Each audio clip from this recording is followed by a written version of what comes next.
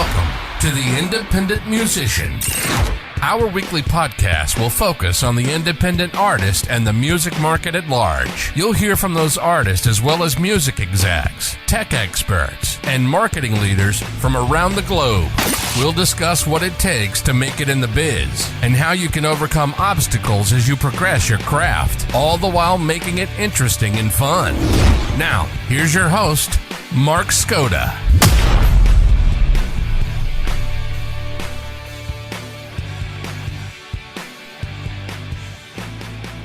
This is Mark Skoda with The Independent Musician, and we have today an international artist. I'm really excited about this interview.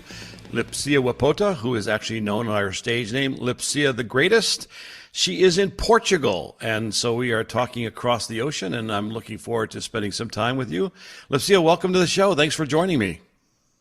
Thank you so much. I really do appreciate for this invitation, and I'm so grateful for everything. I hope that we're going to share some interesting stuff, right? Thank you. Absolutely. Well, you know, I when I talked to you briefly before the show, obviously you've got a very interesting background, and your family comes from sub-Saharan Africa, and of course you're based in Portugal now. I'd love to hear a little bit about that story. How did you get to where you got to before you decided to do music? Well, I don't even remember when I started to sing, actually. It's just, I was born with it, you know.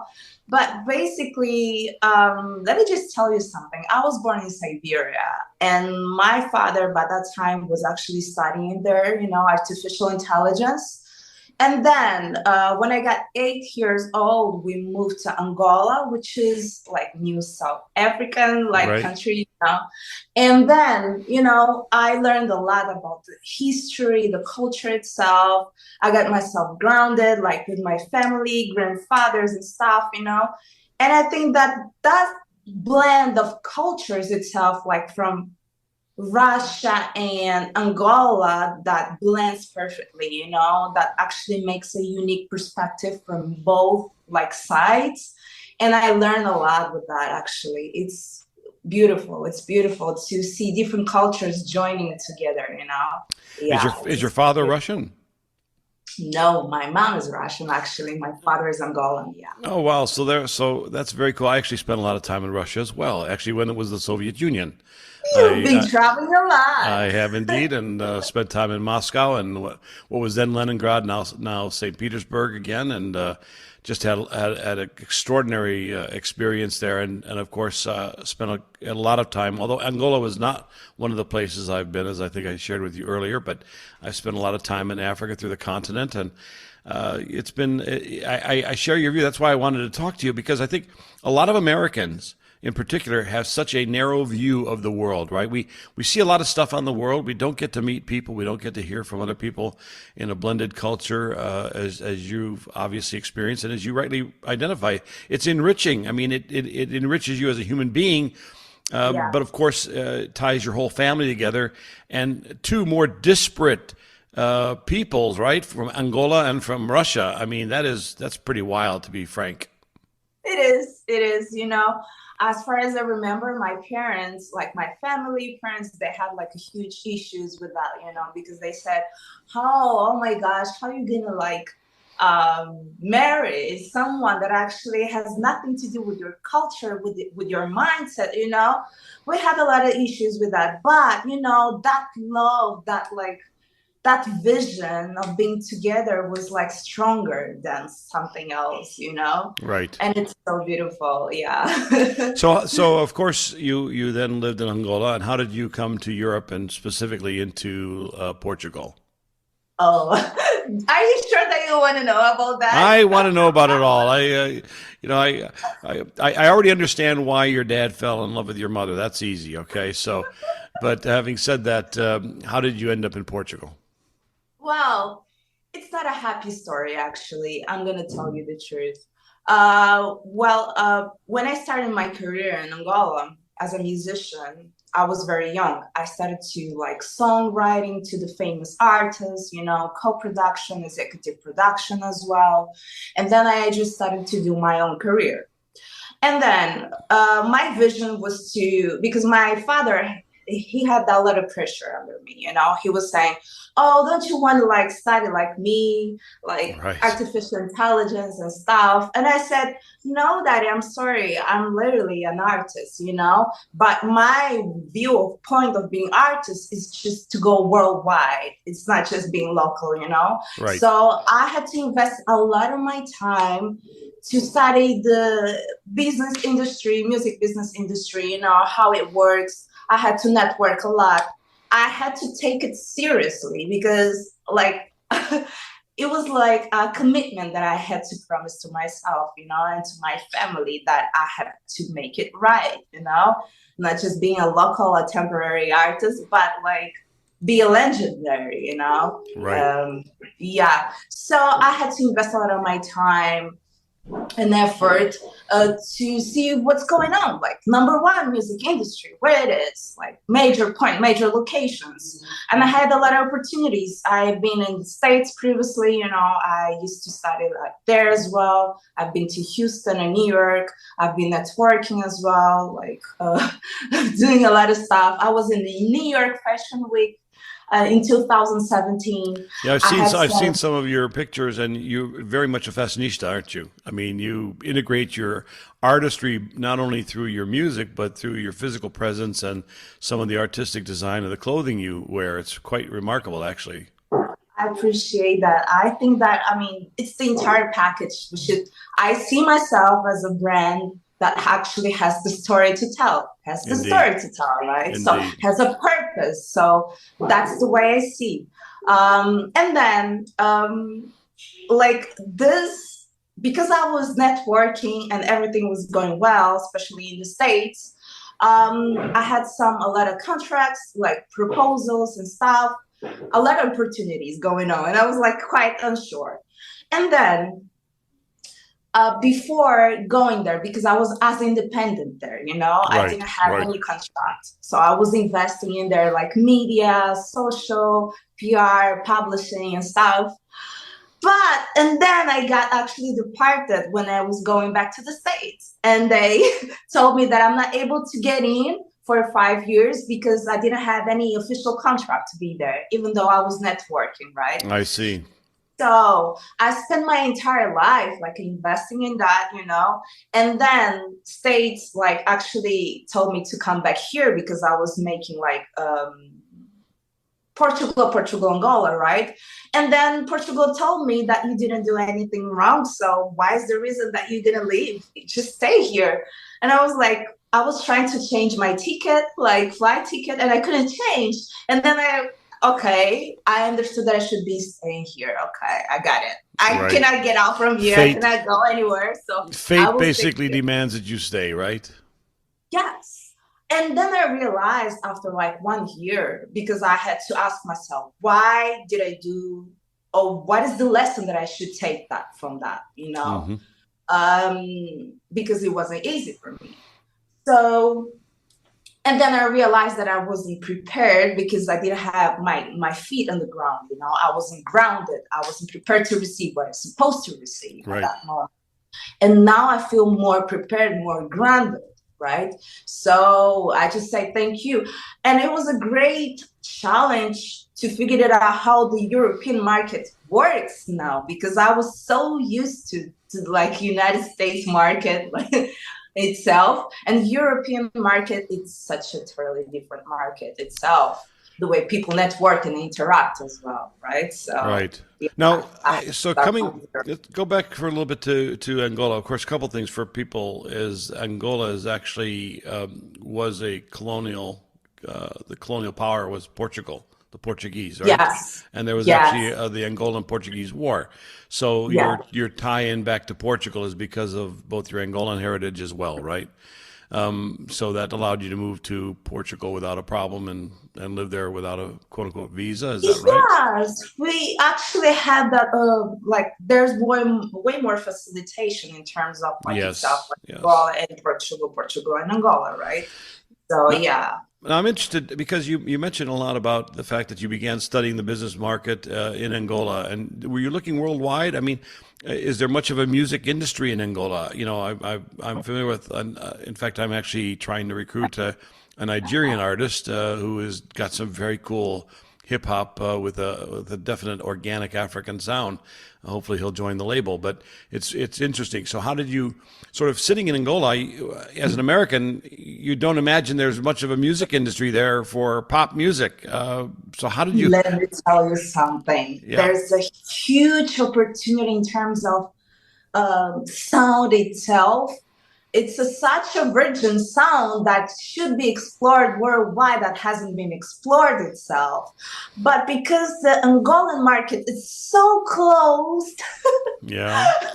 it is such a little market. I mean, when I say little market, not the population itself, but in terms of opportunity, in terms of monetization of your music career.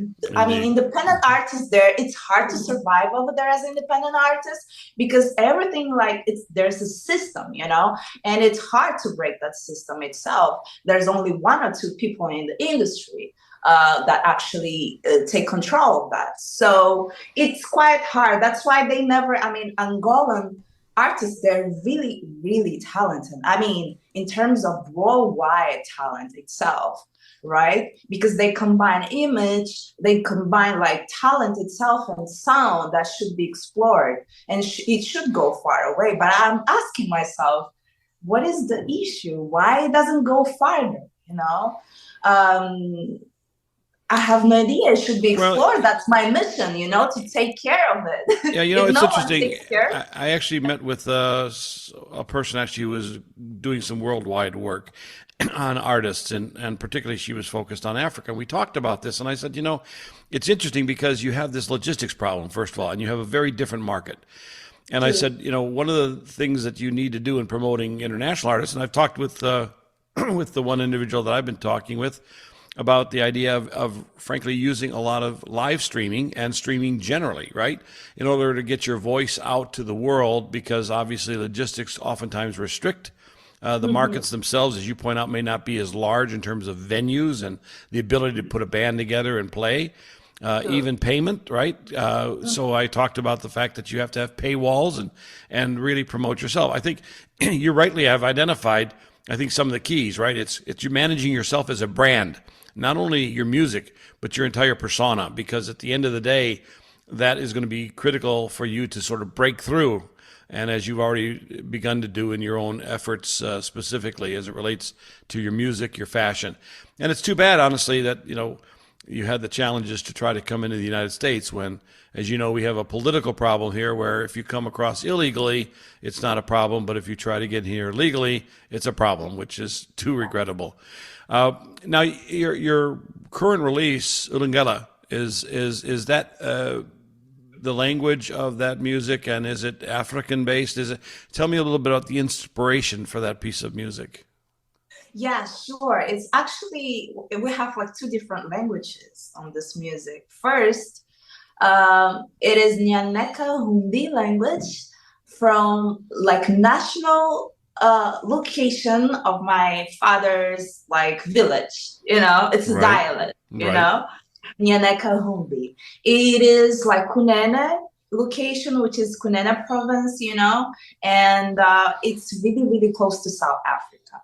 So another language that is implemented on the song is a light language, okay? Light language, which actually I express what I feel, okay? Yes. So I think that I was pretty sure that I should do it, because why not expressing what I'm feeling? It doesn't have to be just words itself with the meaning, but what you're feeling, you can express, right? Indeed. And I felt that challenge, especially in the interviews, when I get interviewed. What is the language that you use to sing this song? And I would say, okay, light language and Nyaneka Humbi. Light language? What's that? Now, is this your first single? This is at least on Spotify that I saw. Is that right? No, actually, I had the Baracha as well on Spotify and TikTok. Yeah. Oh, okay, right. So, so how have you sort of gone about now, given the fact that you've released this? You've really begun to discern where you want to go. You're now sitting in Europe again, as you pointed out, after doing all your research and all your work in the USA. So, what's different about what you've had to do to begin to be embraced by the European markets? And specifically, what does the market look like in Portugal? That's got to be quite uniquely different. Yes, the market from Portugal is pretty close. That's so little as well. It's even way harder to get here in Portugal rather than in my country. You can make more money in my country than here Is that because right? people here, they always wait for like summertime in order to make the shows or something to happen, right? But I am a very positive person, and I had to look up for the opportunities itself. And recently I had an opportunity because I've been like working hard, like in the platforms online. And today nowadays actually we entering more and more in digital, virtual performances itself. The market is changing. So I was like, okay, let's do it. Let's explore what's going on. And then I found out a platform, which is Show for Me. And today I just won an awards as an independent musician, and they are based in the UK. I saw that. I saw that announced, and that was here in 2022 as the number one independent musician. Yeah, that's right. Congratulations on that. So, and that's pretty remarkable, isn't it? I mean, coming up from sort of the first efforts here, and I think for me that was fascinating to see as well, because there are so many different venues and ways in which you can begin to progress your career, and you've already begun to niche those. I mean, obviously, you're using technology, and that's something I keep talking about all the time to our artists. If you're not using the technology, and that, there are many ways, not only social media in terms of a Facebook or Twitter or even TikTok, which are sort of what I'll call standard Instagram, but here you are in another platform, and that there are other evolving platforms that can help artists. They need to seek out. Now, the problem is it takes work, doesn't it? You don't have a staff of 100 helping you, do you? Yes, of course. First of all, I had to organize myself, like starting from zero here from Portugal. I didn't have any team itself, to make the things happen. I had to look up for the team, I had to find a strategy to win in the platform itself, because my fan base comes from Angola and they cannot make purchases with Visa cards. How should I supposed to sell the tickets itself? How should I prove? How should I do the monetization in that platform? So there was a huge challenge that I had to overcome and study and find the best strategy to make it happen, And I am so happy to represent my country because I was the only African in the platform in the first place. Along with the European singers and artists. And it's I'm really grateful for that. Yeah. For people recognizing that effort, actually, So were you in producing your this song, Ulinguela, did you have a band that backed you, or did you have a producer that worked with you? How did you go about actually laying down the tracks? Mix, edit, mastering, you use studio musicians. Tell us a little bit about that experience there. Yeah, sure. I was actually the producer itself. It's DJ Exterior. He has been working with me more than 7 years. Okay, so it was an opportunity because I was looking up for a new sound itself, and I was like, okay, I don't know what I'm gonna sing because I've been so absent. Even in my country, since I got here in Portugal, all my fans from Angola, they like, where did she go? No one knows about her anymore. Where is she? Mm-hmm. She kind of disappeared, right? Because I needed some time to recover myself. And then I was looking, okay, the market is changing. The sound is changing because I've been absent for almost like 3 or 4 years, And I was like, okay, I had to find something that I love, that I actually identify myself with, that actually has my own roots, and as well that is trendy, and it's like it is easy to enter to the market, Yes. And then when I come with the Amapiano, which is a South African sound, new sound, and I was like, oh my gosh, I feel so good about it. I had story to tell. I mean, it's just I got no words. Indeed. It's the right thing, And I recorded the song in 2 minutes. Wait a minute. It's a 3-minute song. How did you record the song in 2 minutes? 2 minutes. That's funny. When I say literally, that was a good one, right? No, When I I say 2 understand. minutes, it was so fast, right? Right, of course. It was Well, instant. now, do you have a day job to support yourself while you're trying to build your music career back? What do you do? So many artists today have to work a day job just to actually make it in this industry because it's a pretty tough industry generally. Yes, yes. Actually, for this time that I've been here in Portugal, I had to find one, because it was like, okay, there is no investor. Okay, I had to find a way so I can even to build my foundations here, and even try to invest in myself because I have to move, right? I Yes. have to find a way to move.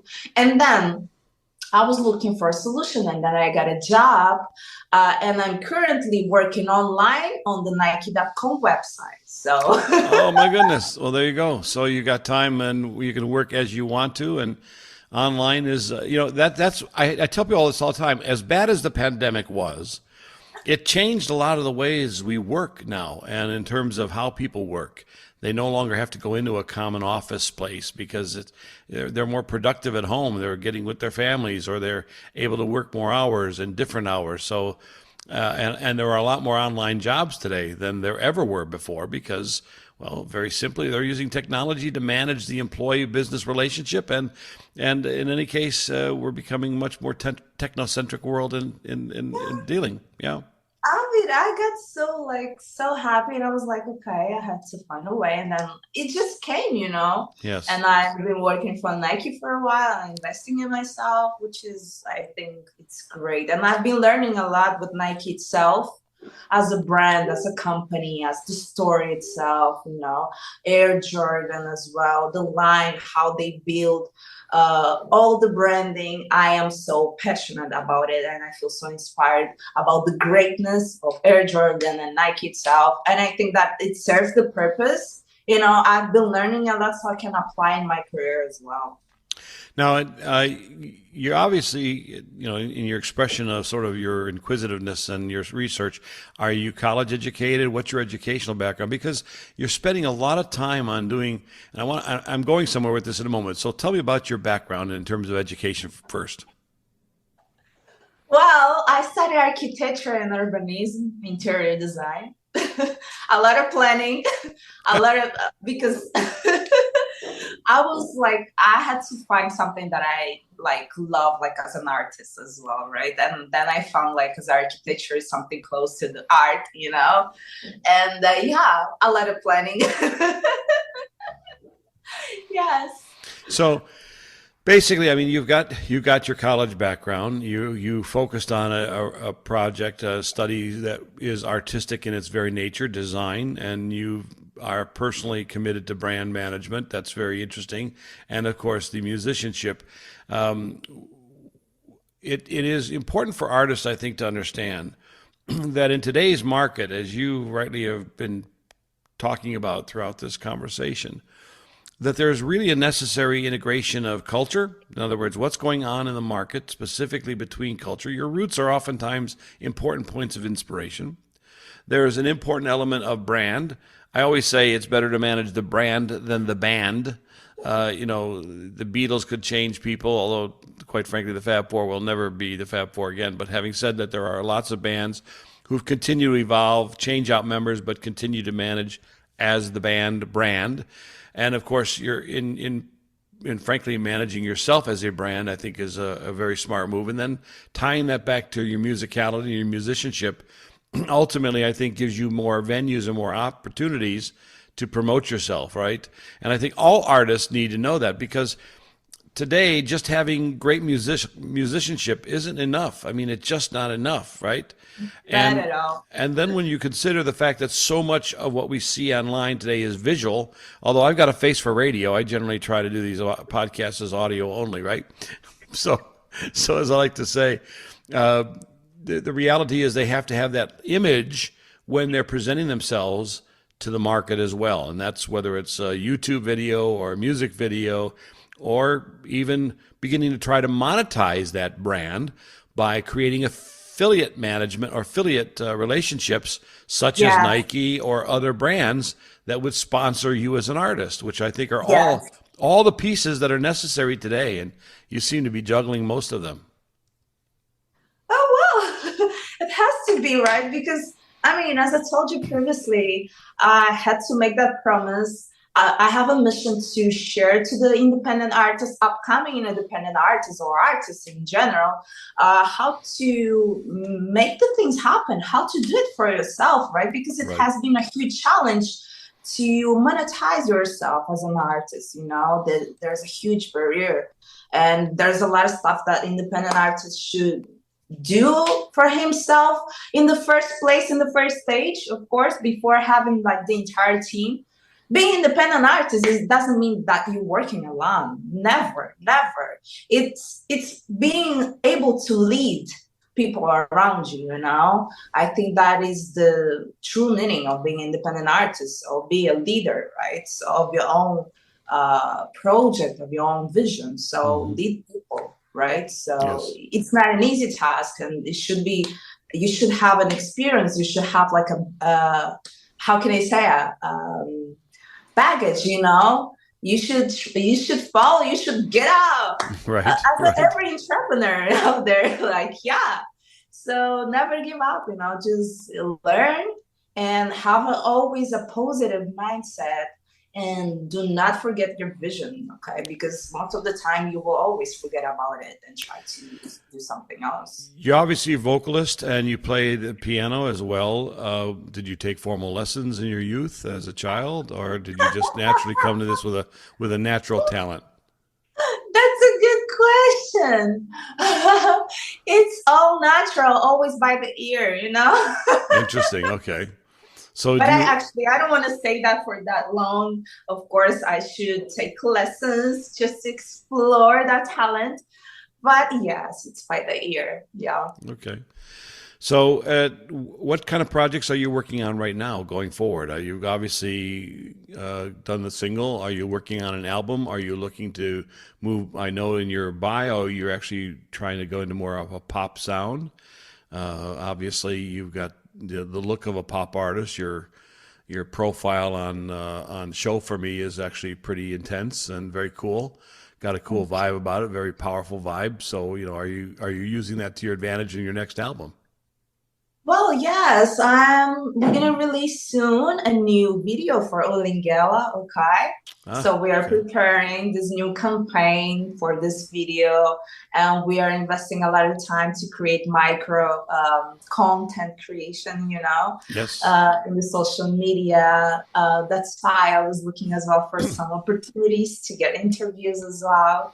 And thank you so much for this opportunity. My pleasure. So we're working hard to make this happen. Yeah, but the first thing is just we are investing in Ulinguela release, you know, video itself, and promotion, marketing.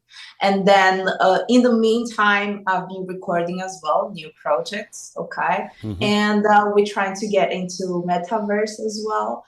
And trying to invest. There's a lot of great performances coming into the Show For Me platform as well. Yeah, that's what I was going to say. Are you actually, when you are you going out and singing live at this point? Are you doing any of that there in Portugal? Yes. Live shows? Now I'm just doing live performances, online live performances at this moment, because I decided to go digitally, like a digital artist itself, and try to take seriously the metaverse itself. You know, when I say metaverse, it's just not the platform itself, but I'm saying because nobody's using Facebook metaverse. Even the Facebook people aren't using metaverse, right? Yeah. But I think it's really the whole experience of integrating sort of the online persona with physical information, right? Yeah. Exactly. Yes. Because I always had a dream. You know, let me share my dream, if you don't mind. Because I've been so much into technology itself since I was little, because of my father, you know, IBM, computers over the place when I was 5 or 4 years old. And then I decided to, like, in the future, try to be the persona, digital persona, so the artist can have more time, more balanced life, not just because I know that the industry is so hard, it's overwhelming sometimes because of hard work. I think that technology can be a solution for that itself. Yeah, it's interesting. You obviously are really leveraging the technology. I mean, you are clearly high energy, and I tell artists this all the time. You've got to learn more new things. The fact that it's very apparent that you have a technology orientation. When I started Iron Gate Records, it was really on the basis of a technology platform. In other words, to be able to replicate services for the artists that could be easily reproduced. And therefore, I could have more artists on board and do it at a very low cost to the artists on a subscription agreement. I like to call it, it's basically doing a record label on the Amazon model. And by the way, if you don't like it, you can get out in 30 days and you retain all your music, you retain all your rights. For me, that was important. I have to tell you a quick story. I talk about this often, but my son signed with an independent. Sure, hear your story. My son, who's a drummer who has a band, Skoda, signed with a local independent record label here in Nashville. Nice people, weren't getting where we wanted to go, and so I decided to write a business plan and formatted an idea of creating a record label. I'd been managing his band for a few years. I got to the drummer of Three Doors Down, who is Greg Upchurch, who is actually my son's drummer coach, and we decided to form the company. So here we are, probably maybe 20 artists later since we formed it last year, and it's going really well. Now, it's not for everybody, of course, because some people want to do it like yourself, but we provide artist management, we provide distribution through Universal Music Group, we provide an online merchandise store, we provide sort of the gigging management as well as venue management, we provide publishing, all those sorts of things, and a lot of other services for a very nominal fee per month. And the idea was really to say to the artist, look, record labels of the ilk where they pay you a big fat check up front don't exist much anymore. First of all, they're not supporting bands, right? They're supporting individual artists. And secondly, I think the industry has morphed into sort of buying a lot of catalogs because they're buying a known revenue stream from streaming. So it's harder for an independent artist to break through a major record label. But most importantly, it's to ensure that the artist owns their catalog. And that's something that has driven my philosophy about the music business generally. Now, I don't have it all buttoned up. I don't have it all the answers, but I think, we provide sufficient services and marketing services that the artist can determine what and when they want to spend, right? That's the key element here, is that they build their budgets. We help and counsel them to do that, and then we execute the plan on their behalf. Success is also with a good song, a great song, frankly, and a great artist, and all the other things you've been talking about. And, some artists do that well. Some artists don't work as well. Obviously, you'd probably be fun to work with. You clearly are getting your arching strategy together, and you are working hard to achieve success. So maybe at some point in time, you take a look at Iron Gate Records so we could do a deal together. That's great. Yes. I was about to tell you that actually, but you told me. Well, I appreciate that. Well, you need to look at it. We'll talk through that offline, because it would be very interesting to do some things, and I think to help you, because obviously what I find fascinating about not only you as a person, but your international background, but also specifically about your artistry and its unique sound, and in addition, your technology orientation. I think those are things that are so important today and can help artists be more successful, and certainly tying it into what we do as a label could be something that might be interesting to you and us as well. It is interesting to me when you listen to music, even though I don't understand the words, right?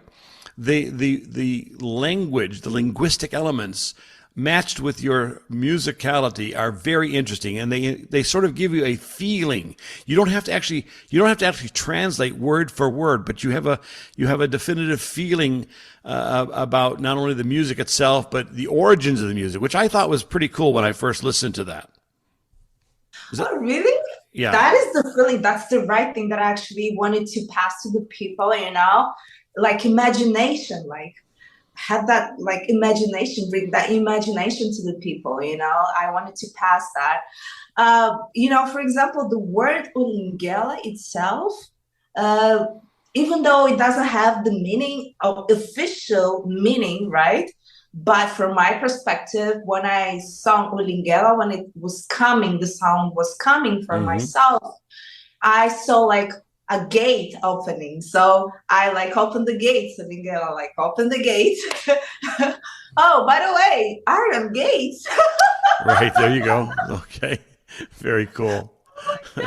I assure you that we have to do something now for sure. That's right. So, are you in your subsequent music? Are you going to be promoting some of your African heritage? And by the way, wouldn't it be cool to bring some of the I won't say darkness, but some of the poetic elements of the Russian background as well, right? Because it's very different. Russian, Yes. I mean, Russian poetry in particular tends to be darker.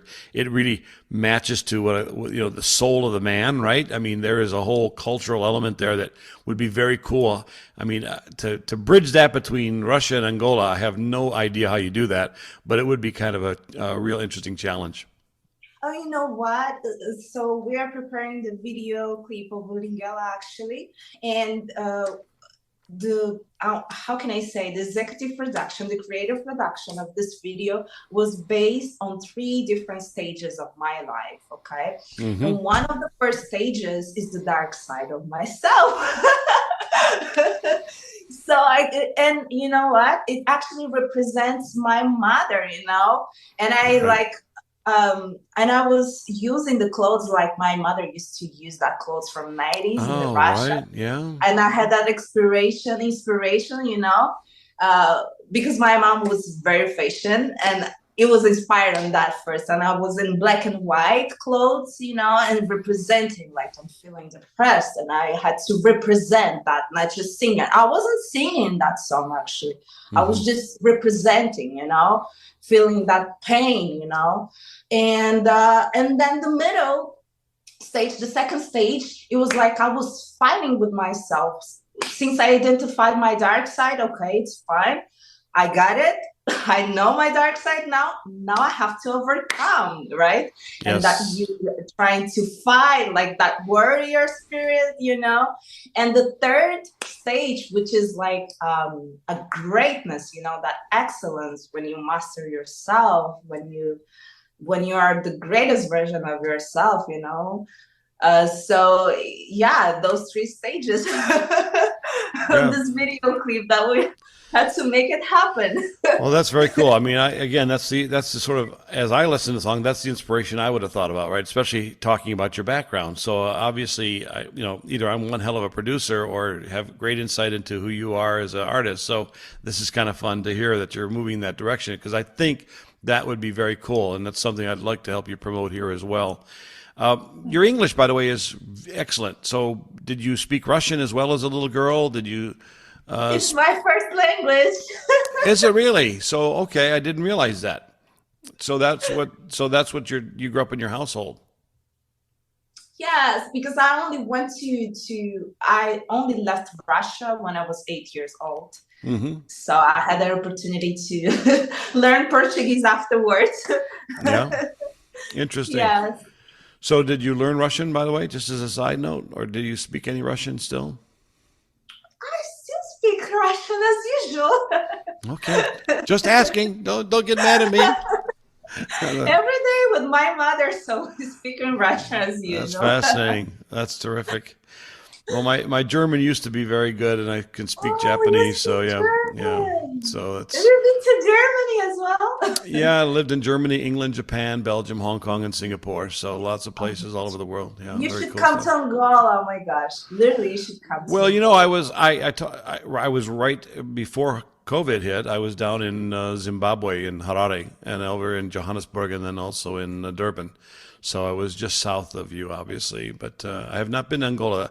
I've been to Namibia, obviously, Gambia, Cameroon, obviously Egypt, Kenya, as well as Nigeria. So those Okay. those are all the countries that I have been to and worked in any consequence. But I've not been to Okay. Angola. So Africa is interesting. I mean, there's obviously everybody in this country sort of got a sense of the music from the circle of life, right? There's some great sort of African sounds. I think they're actually they're more out of what I want to say, perhaps Ghanaian sounds, right? That harmony, right? That comes out. I haven't listened to any Angola artists, so I don't know if that's also integrated there or if it's a different type of sound. I mean, it's kind of. Have you ever heard about kuduro? No, I haven't. This is a good sign because it's really popular, it's really catchy song. Everyone can catch that style. Everyone can sing and dance. But you should explore that kind of style. Kuduri, it's really It's Kuduri. It is really infectious, It's like you just Well, you'll have to email me a couple of the artists that I can go listen to. I'll do that. Definitely, I will do that. Definitely, all my colleagues. Great. Actually, I was about to tell you that my father he's focused on the recovery, like in terms of culture, culture, sounds, and spirituality, stories, like visiting the places, interacting with the people in the villages,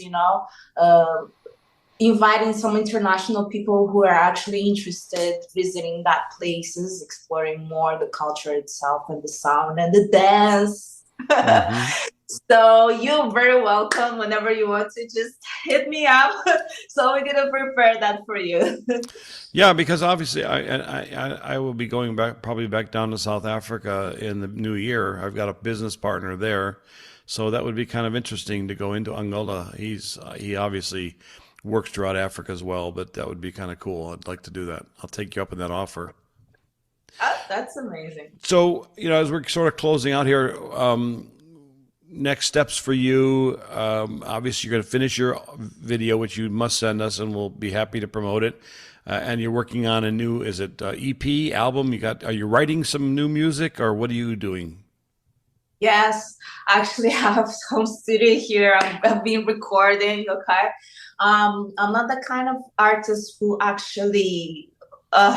Okay, I just recorded a song and I'm gonna release it. Okay, so I have to keep like recording until I feel like comfortable that this is the right thing to share to the world, right? Right. So it has to have like meaning, that has to have purpose itself, because I don't want to just sing something, that actually doesn't have any experience to share, So I'm kind of leave and I share. Mm-hmm. So that's why I've been recording along. I have like some songs which I've been recording for a quite long time. They're there because it's experience that I had and I need to share, So yes, I've been recording. Yeah. Good. Well, you have to share when you feel free to share that with me anytime you wish and provide some feedback. Where can we find you on social media? Where can the audience really get to know Lipsia? Yeah, sure. First of all, you can find me on Show For Me platform, of course. There's some exclusive content that I've been creating throughout the year, live shows.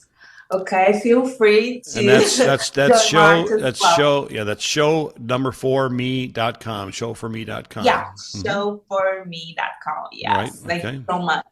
And Instagram, TikTok as well. On Instagram is Lipsia, like lips, IA, the greatest. Yeah. And TikTok as well, Facebook. Okay, and we here. Very good. YouTube as well. Well, this has really been fun. First of all, getting to know you a bit, and you're an extraordinarily bubbly person, great personality. I enjoyed the music, and we will talk. I would love to chat with you about the label, what we do, and maybe we can help you. And that would be a lot of fun to have somebody who would be a great role model for other artists about how do you come from Siberia to Angola to Lisbon to technology, from AI to musicianship to fashion to America to New York, and here you are sitting interviewing with us. So I'm very grateful that you reached out, and this has been a wonderful time, a fun interview, frankly. Thank you so much from the bottom of my heart. Thank you. I'm so grateful and looking forward to link up. Good. We'll do that. Again, Lipsia the Greatest. This is Mark Skoda on The Independent Musician. We're grateful for your time today. Thanks for joining us this week on The Independent Musician. Make sure to visit our website, IronGateRecordsRadio.com, where you can subscribe to the show on your favorite streaming platform, so you'll never miss an episode. While you're at it, if you found value in this podcast, we'd appreciate you giving us feedback or simply tell a friend about the show. Be sure to tune in next week for a new episode of The Independent Musician, where the independent musician is the star.